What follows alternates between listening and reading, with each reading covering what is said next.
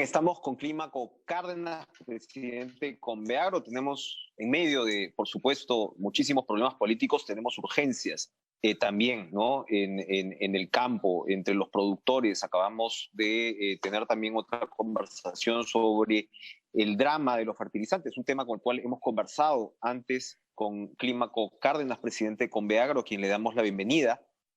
Pero vamos seguramente antes de recalar también en ese tema, hablar de una marcha que se ha anunciado para el miércoles, para mañana, ¿es para mañana o para dentro de una semana? Para dentro de una semana,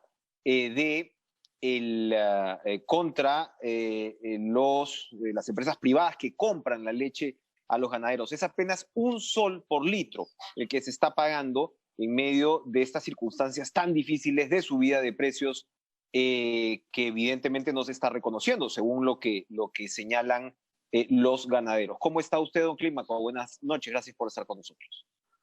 Enrique, muchísimas gracias a Cara por ser un espacio importante para el sector agropecuario y sin duda preocupa que reiteradamente tengamos que salir a evidenciar estos diferentes problemas que tiene el campo. El día de mañana tenemos una movilización pacífica que va a ser recibida por la Comisión Agraria del Congreso de la República. Nos vamos a constituir ganaderos y dirigentes. Estimamos más de 200 personas que van a llegar de todo el país para poder levantar nuestra voz de protesta. Creo que es momento oportuno de poder generar condiciones justas en el trabajo de 450,000 familias de ganaderos lecheros en el país, que lamentablemente por más de 10 años, como usted ya ha referido, reciben un pago mísero, 10 céntimos, y que también denunciamos que existe pues allí en las empresas Gloria, Laibe y Nestlé un desinterés con el productor nacional. Nos resulta verdaderamente muy penoso que al agricultor, al ganadero peruano, que mueve la economía en el país, que reinvierte en el territorio, generando en nuestro caso más de 120,000 puestos de trabajo solo en costa, por ejemplo, un pago de $1, y a los productores de fuera, cuando estas empresas importan la leche, se les paga en este momento más de $2. Esa discriminación definitivamente no cuadra en una economía social de mercado. Bien, es $1 entonces, $1 el que se le paga. ¿Cuánto es lo que importan? Porque aquí también hay toda una, digamos, una complejidad con el asunto de la leche evaporada, ¿no? Y entiendo yo que incluso la leche evaporada se produce con leche en polvo importada en muchos casos. Píntenos un poquito a ver el panorama en términos de números. ¿Cuánto es lo que se compra al productor nacional y cuánto es lo que están importando? Porque si están comprando por fuera $2, no se entendería por qué no puede haber mejores condiciones dentro del país. Sí, correcto. Un tema muy importante que tenemos que evidenciar: en este 2021 hemos roto todos los récords de importación. 78,000 toneladas de leche en polvo. Para que más o menos la gente lo entienda, de cada 3 vasos de leche que se toma en el país, de cada 3 vasos de leche, uno de ellos es con leche en polvo. Y obviamente eso desplaza y perjudica la economía de una producción de alimentos clave para la seguridad alimentaria. Lo que más también tiene que llamarnos la atención es que no ha existido condiciones de tener un mercado con condiciones justas.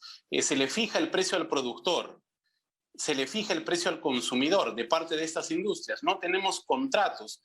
Lo que pasó con la empresa Nestlé ahora en Cañete, abandonó a más de 350 familias a las cuales les venía recogiendo la leche por 15 años, indolentemente. Pasó con la empresa Gloria en Cajamarca. Entonces aquí estamos en un mercado totalmente desregulado y que adicionalmente a ese abuso de posición de dominio de las empresas lecheras, lo que se le está diciendo al presidente Pedro Castillo es que es momento de poner orden. No queremos privilegios. Queremos que se nos trate tan igual como los productores internacionales, que en este momento, en países ricos, el Perú y estas 3 empresas, Gloria, Live y Nestlé, les pagan por encima de 2 soles. Creo que eso es bastante claro y pertinente, ¿no? ¿Cuánto concentran estas 3 empresas lo que se pone a la venta acá en el Perú? En números claros, ellos están recogiendo, acopiando diariamente más o menos 2.100.000 litros de leche por día, de lo cual también ya ha habido un reporte oficial de que, por ejemplo, si comparamos la producción, el acopio industrial que se llama de estas 3 empresas en el mes de noviembre, que es el último reporte que se tiene evidenciado, se ha perdido en su comparación al año pasado del 2020, 18% menos de acopio. ¿Qué quiere decir? Que los ganaderos lecheros del Perú, que la matriz productiva de ganaderos de leche en el Perú está sencillamente desapareciendo, nos están matando y no hay nadie que pueda hacer algo por nosotros. Cuénteme cuál es la lógica de los grandes privados, para incluso preferir pagar más a la hora de importar que comprarle a estos precios e incluso ir, como usted señala, comprándoles cada vez menos, es decir, depender cada vez más de ese producto importado más caro. ¿Cuál es la lógica ahí? ¿Que el ganador nacional es un problema, es una causa de conflicto, ellos quieren eliminar ese tipo de situación? ¿Cuál sería la lógica? Porque no se entiende bien. Sí, mira, el meollo del asunto es que el Perú es el único país en el mundo que determina en su regulación procesos, por ejemplo, para cómo haces la leche. En el Perú es el único país en que nuestros hijos hace muchos años no están tomando leche evaporada como se exigen en los cánones internacionales, que es la extracción parcial del agua. Y eso le permite a las industrias que han hecho leyes y normas a su favor, que temas como INACAL, como DIGESA, han funcionado históricamente para ellos, perviertan el concepto de la leche. Hoy día, cuando tú tomas un tarro de leche evaporada, encuentras maltodextrina, grasa anhidra, grasas vegetales, componentes que verdaderamente no los precisamos, lactosueros. Entonces, esa desregulación es la que genera una competencia desleal, porque ya hace buen tiempo que lamentablemente los niños del país, principalmente en estos programas sociales, han dejado de recibir leche. Pensamos que la apuesta del gobierno, y aquí invocamos a nombre de la Asociación de Ganaderos Lecheros del Perú al presidente de la República, Pedro Castillo, a que pueda cumplir su compromiso de campaña. Y no estamos pidiendo y deseando mal a las industrias nacionales. Estamos también invitándolas a que puedan ser socialmente responsables con más de 450.000 familias en el país. Pusimos documentos a Mirta Vázquez, a la premier, que hoy día, bueno, abandonó ya esa posición. Hay una opinión favorable de PCM, del Ministerio de Agricultura, que se instale una mesa ejecutiva, porque nosotros no solamente es la posición del agricultor, hemos demostrado en los diferentes espacios cómo técnicamente hoy día alimentar a una vaca, producir 1 litro de leche, es inviable que se nos pague 1 sol. Necesitamos 1 sol 80 como precio mínimo para seguir resistiendo. Y las industrias van a ahorrarse 20 céntimos todavía en relación al internacional. Entonces, no comprendemos por qué esa indolencia. Bien. Invirtamos los minutitos que nos quedan para regresar al tema de los fertilizantes. Clima, como hemos hablado ya, hemos tenido varias conversaciones aquí en Cara a Cara sobre esta materia. Acabamos de hablar con Pedro Orellano, presidente de la Junta de Usuarios del RIMA, que entiendo yo ha asumido incluso además ayer un cargo ya global en términos de juntas de usuarios en el país.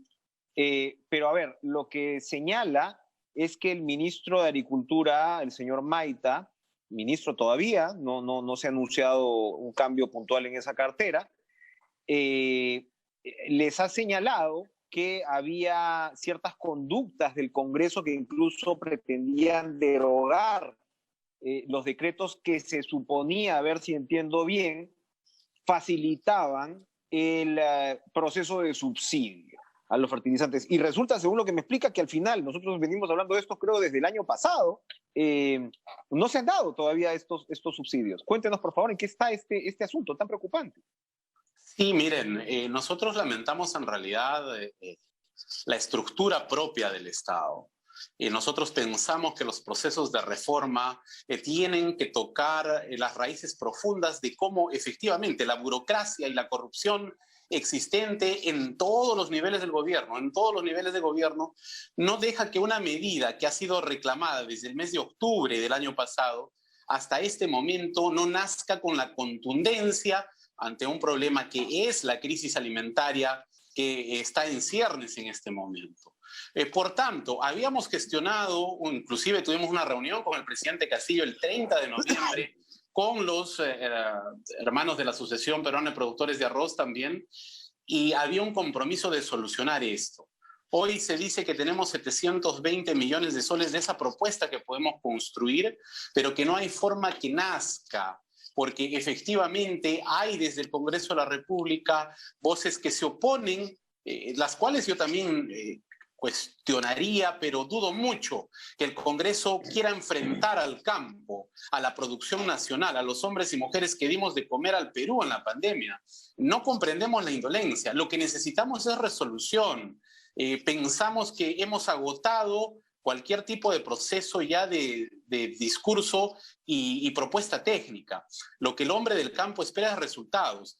Y para tener resultados, Enrique, tiene que existir capacidad, no solamente decisión política. Y es allí donde, una vez más, convocamos al presidente Pedro Castillo a que pueda tener la madurez necesaria de reconocer en un momento diferente, distinto, en el cual se necesita un gerente, un estadista, un hombre que pueda decirnos cómo vamos a hacer esos cambios. Y pensamos que es allí donde todavía no hemos podido dar talla como gobierno. Estamos desde los gremios agrarios siempre dispuestos a sumar. Ese siempre ha sido nuestro espíritu propositivo, pero también tenemos que acabar con el discurso. Lo vimos hace poco en Caballococha, diciéndonos, hermanos, estoy con ustedes, pero no precisamos un acompañamiento de presencia. Necesitamos un acompañamiento real de política pública, de presupuesto negado, por ejemplo, para la segunda reforma agraria, o negado, por ejemplo, en este momento para los fertilizantes, cuando prácticamente ya estamos a mitad de campaña y por finalizar la campaña de siembra. O sea, acá estamos hablando en realidad de un problema de gestión. Claramente, gestión, burocracia. Y lamentablemente, o sea, a lo que, por ejemplo, tenemos que recurrir, a la movilización, a la calle. Y obviamente hemos discutido también al interior de nuestras organizaciones, le hemos dado un plazo perentorio al ministro Maita para que pueda efectivamente desarrollar también soluciones. Y eso es un tema verdaderamente importante. Cuando tú miras qué cantidad de personas hemos alcanzado, por ejemplo, con estos bonos que se han mencionado, 400 productores en uno, 600 productores en otro. Oiga, somos 2.200.000 familias. Por favor, entendamos que si no vamos a tener una medida universal, accesible y que solucione los problemas hoy, pues lo que se viene, mis amigos, no solo es el encarecimiento del producto, del alimento y las poblaciones vulnerables, principalmente las ciudades, sino viene un proceso de desconfianza, de malestar, de movilización, que definitivamente nadie quiere. Sin duda. Clímaco Cárdenas, muchas gracias por venir a compartir con nosotros estas preocupaciones, estas advertencias. Como usted señalaba, hemos seguido de cerca el tema y sí, pues frustra que a estas alturas los hermanos agricultores tengan que pasarla tan difícil, y el Estado sin duda tiene que reaccionar sobre algo que ya prometió además y que ya planteó para empezar, ¿no? Que es el tema de los fertilizantes. Gracias, Clímaco, por estar con nosotros hoy. Muchas gracias, Enrique. Bien, porque tenemos un nuevo gabinete que por supuesto se va a enfrentar a demandas sociales muy concretas y múltiples. Además, el señor Alberto Cayetano Ramos es el nuevo ministro de Desarrollo Agrario y Riego y va a tener que darle cara a estos temas que, como decimos, bueno, lo que comenzaba como esta segunda reforma agraria que ha destacado Mirta Vázquez, ¿no?, en sus tweets de evaluación, de despedida y demás, pues bueno, también han dado paso a una serie de expectativas que no están siendo satisfechas. Acá hemos visto dos ejemplos clarísimos, tanto por el lado de los agricultores como por el lado de los ganaderos. Y así, por supuesto, se puede repetir en otras áreas que tienen que ver con el medio ambiente, qué duda cabe, con el tema de pobreza, de generación de empleo. Así que, otra vez, mucho más allá, por supuesto, del combate contra la pandemia, que es una prioridad absoluta. Así que son desafíos importantísimos los que confronta este nuevo gabinete. Vamos a una última pausa.